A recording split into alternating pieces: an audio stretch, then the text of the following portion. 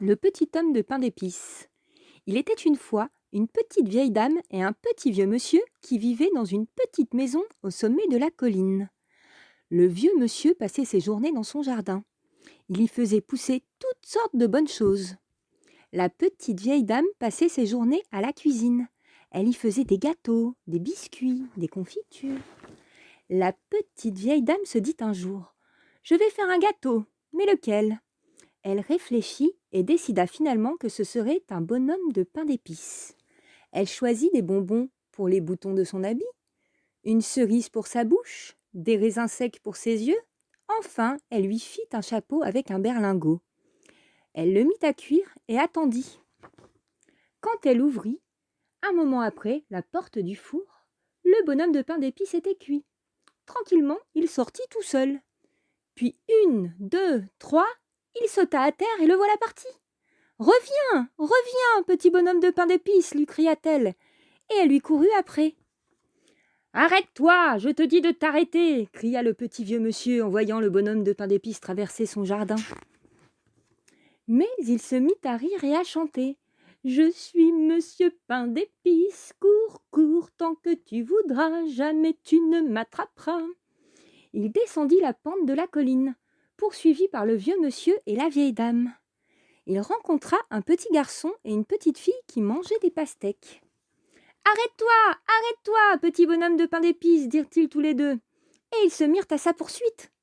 Le bonhomme de pain d'épices chantait toujours. « Je suis monsieur pain d'épices, cours, cours, tant que tu voudras, jamais tu ne m'attraperas. » Le vieux monsieur, la vieille dame, le petit garçon, la petite fille couraient tant qu'ils pouvaient. Le petit bonhomme de pain d'épices passa devant un chat gris perché sur une barrière. « Arrête-toi !» miaula-t-il.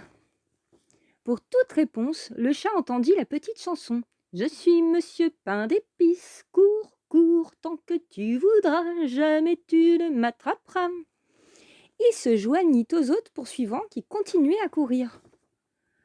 Une vache brune et blanche rencontra elle aussi le bonhomme de pain d'épices et se mit de la partie. Et le vieux monsieur, la vieille dame, le petit garçon, la petite fille, le chat gris et la vache brune et blanche commencèrent à se sentir très fatigués. Tout à coup, le bonhomme de pain d'épices fut obligé de s'arrêter. Il était arrivé au bord d'une rivière qui lui barrait le passage. Juste à ce moment-là, un renard roux surgit de derrière un buisson de cassis. « Saute sur mon dos, petit bonhomme, dit-il avec un sourire qui montrait 2 rangées de dents pointues. Je te ferai traverser. » Le petit bonhomme de pain d'épices vit ses dents. Il ne sauta pas sur le dos du renard. Il se contenta de grimper à l'extrême bout de sa queue touffue. Et les voilà partis pour traverser la rivière. Bientôt, l'eau arriva au ras de la queue. « Saute sur mon dos, dit le renard, ou tu seras mouillé. » Le petit bonhomme de pain d'épices y sauta. L'eau recouvrit le dos du renard. Il sauta sur sa tête, puis enfin sur son nez. À peine avait-il touché ce nez que, hop, un coup de tête et le petit bonhomme de pain d'épices tomba dans la gueule du renard qui n'en fit qu'une bouchée. Ainsi finit le petit homme de pain d'épices. Mais cela ne fit de peine à personne, car, voyez-vous, les bonhommes de pain d'épices sont faits pour être mangés.